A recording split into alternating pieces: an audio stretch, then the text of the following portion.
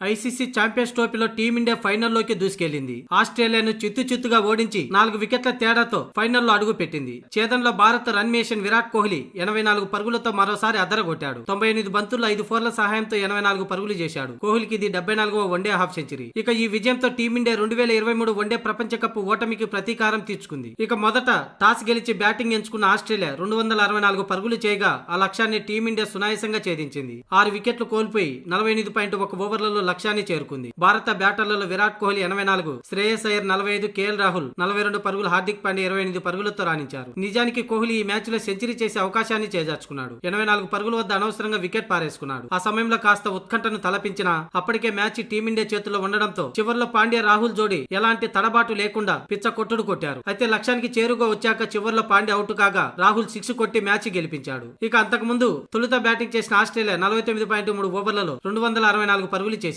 Steve Smith 73, Alex Carey 61 పరుగులతో ఇద్దరు half సెంచరీలు చేయడంతో టీమిండియా ముందు 265 పరుగుల టార్గెట్ ఉంచింది. అయితే ఈ మ్యాచ్ లో డేంజర్ అనుకున్న ట్రావిస్ హెడ్ ను వరుణ్ చక్రవర్తి దెబ్బ కొట్టాడు. ఇక్కడే టీమిండియా సగం విజయం సాధించినట్టయింది. ఆ తర్వాత మిగతా మ్యాచ్ ని బ్యాటింగ్ తో కోహ్లీ నిలిపాడనే చెప్పాలి. మొత్తానికైతే ఛాంపియన్స్ ట్రోఫీలో ఫైనల్లోకి దూసుకెళ్లింది టీమిండియా. ఇక రేపు రెండో సెమీఫైనల్లో దక్షిణాఫ్రికా వర్సెస్ న్యూజిలాండ్ మధ్య జరిగిన మ్యాచ్ లో గెలిచిన జట్టుతో ఫైనల్లో 9వ తేదీన తలపడనుంది భారత్.